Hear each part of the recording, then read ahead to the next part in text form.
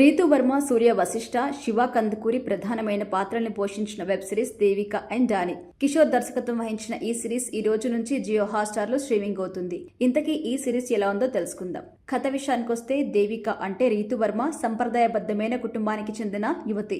ఆంధ్రప్రదేశ్లోని ఒక గ్రామీణ ప్రాంతంలో ఆమె కుటుంబం నివసిస్తూ ఉంటుంది. ఆమె తల్లి కౌసల్య, తండ్రి స్వామినందన్, ఆమె తాతయ్య యోగినందన్ కి కొన్ని శక్తులుంటాయి. ఆయనకి చనిపోయిన వారి ఆత్మలు కనిపిస్తూ ఉంటాయి. దేవిక ఒక స్కూల్లో మ్యూజిక్ టీచర్ గా పనిచేస్తూ ఉంటుంది. ప్రతిరోజు బస్సులో ఆ స్కూల్కి వెళ్ళొస్తూ ఉంటుంది. దేవికకి జగ్గీతో ఎంగేజ్మెంట్ జరుగుతుంది. పెళ్లి ముహూర్తం 3 నెలల వరకు లేకపోవడంతో అప్పటి వరకు వెయిట్ చేయాల్సి ఉంటుంది. అయితే దేవిక జాతకం చూసిన ఒక జ్యోతిష్కుడు ఈ 3 నెలల్లో ఆమె మరొకరితో ప్రేమలో పడే అవకాశం ఉందని చెప్తారు. ఆ మాట విన్న దగ్గర నుంచి దేవిక తండ్రి ఆందోళన వ్యక్తం చేస్తూనే ఉంటాడు. అయితే ఈ విషయాన్ని ఆయన తన మనసులో దాచుకుంటారు.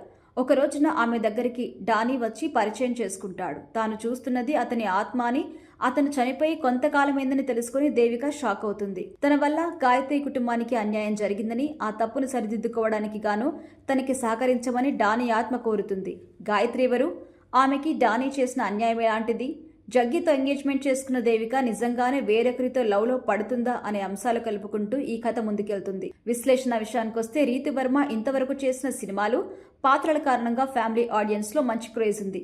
దానికి తోడు దేవిక అండ్ డానీ ప్రమోషన్స్ కారణంగా కూడా ఈ సిరీస్ అందరిలో ఆసక్తి పెంచుతూ వచ్చింది. రీతు వర్మ చేసింది అంటే కంటెంట్ లో గట్టి పాయింట్ ఉండే ఉంటుంది అనే అంచనా రావడం సహజం. మరి ఆ అంచనాల్ని ఈ సిరీస్ అందుకోగలిగిందా అంటే లేదు అని చెప్పాలి. దేవిక అండ్ డానీ 2 ఇంగ్లీష్ లో డీతో స్టార్ట్ కావచ్చు, కానీ తెలుగులో రాయడానికి పలకడానికి కూడా మ్యాచ్ కాని పేర్లు ఇవి. దర్శకుడు ఎంచుకున్న లైన్, చెప్పాలనుకున్న పాయింట్ కొత్తేమి కాకపోయినప్పటికీ మ్యాజిక్ చేయొచ్చు, కానీ ఆ స్థాయి ఆవిష్కరణ జరగలేదు. పాత్రలు, సన్నివేశాలు వెంటనే రియాక్ట్ కావు, నిదానంగా నింపాదిగా కదులుతూ ఉంటాయి. దేవిక డానీ పాత్రల పరిచయం కృతకంగా మొదలు కావడంతో ప్రేక్షకులు నిరాశకి లోనవుతారు. ఇక రామరాజు పాత్ర ఇంట్రడక్షన్ ఇంట్రెస్టింగ్ గా ఉంటుంది. ఈ పాత్ర వైపు నుంచి ఆసక్తికరమైన అంశం ఏదో ఉందని ప్రేక్షకులు అనుకునే లోపు అలాంటి ఆశలేం పెట్టుకోవద్దంటూ నీరుగార్చారు. శివ కందుకూరి పాత్ర విషయానికొస్తే చెప్పుకోదగ్గదిగా ఏం ఉండదు. సుబ్బరాజు పాత్ర, ఆయన యాక్టింగ్ కొంతవరకు హెల్ప్ అయ్యాయి. అలాగే అభినేశ్రీ, షణ్ముఖ్ రోల్స్ కూడా ఇంకాస్త పర్ఫెక్ట్ గా ఉంటే బాగుండు అనిపిస్తుంది. అయితే ఎమోషన్స్ వైపు నుంచి కూడా ఆమెని ఉపయోగించుకోలేకపోయారు. ఇన్నింటి మధ్య కాస్త ఉపశమనం కలిగించేది ఏదైనా ఉందా అంటే అవి విలేజ్ లొకేషన్స్ అనే చెప్పాలి. ఇక పనితీరు విషయానికొస్తే రీతు వర్మ, సుబ్బరాజు నటన కొంతవరకు ఆకట్టుకుంది. మిగతా పాత్రను మరింత ఇంట్రెస్టింగ్ గా డిజైన్ చేస్తుంటే బాగుండేది.